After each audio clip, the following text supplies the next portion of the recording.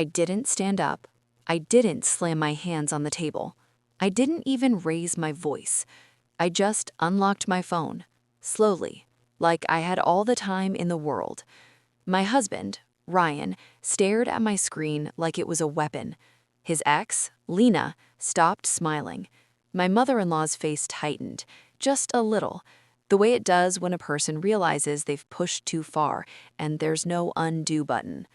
I looked around the table once, not angry, not pleading, just steady. And I said, softly, like I was reading a grocery list, "I'm going to read this out loud." Ryan's hand twitched toward my phone. I didn't pull away. I read the first line, and the entire room changed, because that first line wasn't flirting. It was a plan. Let me make this simple. Tonight was supposed to be a family dinner. My mother-in-law's house, big table, perfect plates, fake smiles. Then Lena showed up, Ryan's ex, like she belonged there. My mother-in-law took a sip of her drink like nothing was happening. My sister-in-law's eyes were bright, like she was watching a show. Ryan's dad kept chewing, the silent kind of man who thinks staying quiet makes him innocent. Lena leaned back in her chair and crossed her legs slowly, like she still had the upper hand. Ryan whispered, barely moving his lips, "Don't do this." Not please, not I'm sorry, just don't. Like I was about to embarrass him, and that was the worst thing he could imagine. I nodded once. Then I looked at my phone again. "At dinner, we'll push her. Don't mess up." The words landed like a glass shattering. My sister-in-law blinked fast, like she didn't understand what she'd just heard. Ryan's dad froze mid-chew. Lena's smile flickered, just for a second. Ryan tried to laugh. "Babe, come on." I didn't look up. I read the next line. "Ryan, I know, Mom's ready. Just keep it calm." My mother-in-law's fingers tightened around her fork. She didn't say anything, so I kept going. "Lena, you promised me you'd handle her. I'm not sitting through another scene." Ryan's chair shifted. He moved like he was about to stand up. I held my phone higher, still calm. "I'm not done," I said. My voice didn't shake. That was the part that scared them. Finally, Lena spoke, her voice light and fake. "Okay, this is weird. Why are you reading private messages?" I looked up for the first time. "Because you came to my dinner," I said, "and you sat beside my husband, and you smiled while they humiliated me." Then I looked down again. I scrolled. Ryan's hand reached, slowly this time, like he thought if he moved gently, no one would notice. I pulled the phone back by 1 inch. Not dramatic, just controlled. And I read, "Lena." My mother-in-law's voice came out too sharp. "What house?" she asked. Lena answered too quickly. "Oh my God, it's not like that. It's just—" Ryan cut her off. "Stop," he snapped at her. And that right there, Ryan snapping at Lena, was the first honest thing I'd seen all night. Because if she was truly just a friend, he wouldn't be afraid of her talking.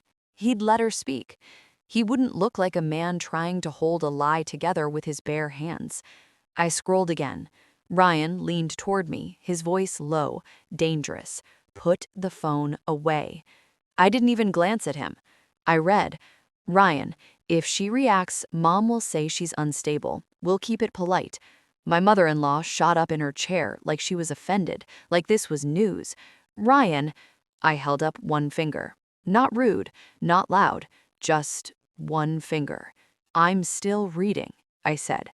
My sister-in-law's mouth opened, then closed. No one at that table had ever seen me do this. Stay calm and take control. Then I read, "Lena, I want what you promised. I want the house, the cars, everything you said you'd handle." My sister-in-law whispered, "What the—" My mother-in-law's face went blank. Not shocked, not confused. Blank. The face of someone trying to calculate how to survive this. Ryan's dad looked at Ryan like he didn't recognize him. Lena's eyes— I scrolled again. Slowly, so they could feel it coming. Lena tried a new tactic. Her voice got sweet. "Listen, I didn't mean—" I cut her off gently. "Don't talk," I said. "Let your words talk." Then I read, "Lena, she thinks she owns you. She thinks she's safe." I paused. Not for drama, for clarity. Then I read the next line. "Ryan, she doesn't know what Mom set up." My mother-in-law's eyes snapped to Ryan. Set up. That was a loaded word. I tilted my head slightly. "Mom set up what?" I asked. No one answered. So I read, "Lena, good, because once you get her to sign, she'll be out." My sister-in-law's hand flew to her mouth. Ryan's dad said, "Ryan," like it hurt to say his own son's name. And my mother-in-law, who had spent the whole night smiling like she was in control, finally spoke in a voice I'd never heard from her. "Give me that phone." I looked at her calmly. "No," I said. Not loud, not rude, just no. My mother-in-law's face twitched, and in that twitch I saw the truth. She didn't want to know what Ryan did. She wanted to control what everyone else knew. I scrolled further. Then I found it. The line, "That's when the tactics changed. Because truth does that. It forces people to pick a strategy." My mother-in-law reached for the family card. "Honey," she said, soft, "let's not do this in front of everyone." I looked at her. "In front of everyone is where you did it to me," I replied. My sister-in-law tried the neutral approach. "Maybe you should just, talk privately." I nodded. "Sure," I said. "I'll talk privately after I finish reading the private messages you used publicly." Lena's eyes filled with angry tears. Real tears now, not fake. "This is humiliating," she whispered. I tilted my head. "And what was your plan tonight?" I asked. "To humiliate me quietly?" Ryan finally raised his voice a little. "Stop, you're making a scene." My voice stayed low. "No," I corrected. "I'm reading a scene. You wrote it." Ryan's dad stood up and said, "Give her space." Ryan snapped, "Dad." His dad didn't flinch. That shocked Ryan more than the texts, because Ryan was used to being protected. I scrolled again. "That's when the tactics changed. Because truth does that. It forces people to pick a strategy." My mother-in-law reached for the family card. "Honey," she said, soft, "let's not do this in front of everyone." I looked at her. "In front of everyone is where you did it to me," I replied. My sister-in-law tried the neutral approach. "Maybe you should just, talk privately." I nodded. "Sure," I said. "I'll talk privately after I finish reading the private messages you used publicly." Lena's eyes filled with angry tears. Real tears now, not fake. "This is humiliating," she whispered. I tilted my head. "And what was your plan tonight?" I asked. "To humiliate me quietly?" Ryan finally raised his voice a little. "Stop, you're making a scene." My voice stayed low. "No," I corrected. "I'm reading a scene. You wrote it." Ryan's dad stood up and said, "Give her space." Ryan snapped, "Dad." His dad didn't flinch. That shocked Ryan more than the texts, because Ryan was used to being protected. I scrolled again.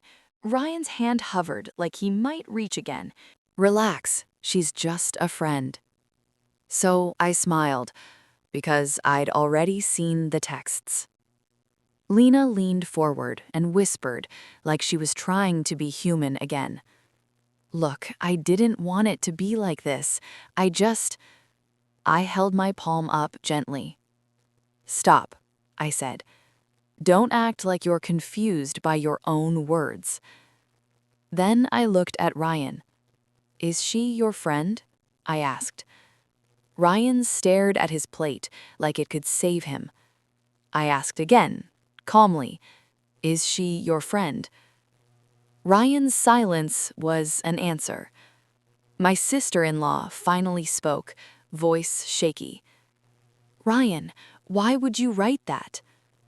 Ryan's face twisted. Because she's always... He stopped. Because he realized he was about to insult me again in front of everyone after being exposed. He couldn't do it. Not without looking like a monster. I stood up slowly. Not dramatic, just controlled. I placed my napkin on the table like I was done eating. Then I looked at my mother. Outside, the air felt cold and clean. I sat in my car for a second, hands on the wheel, breathing. Not because I regretted it, because it was real. Because I just watched my marriage crack in front of an audience. My phone buzzed. Ryan. Then my mother-in-law. Then my sister-in-law. Call after call after call. I didn't answer. Then a message popped up. From Ryan. Please come back. We can talk. I stared at it and laughed once. Part 3 is up next. Subscribe and hit the bell. Link is in the first pinned comment.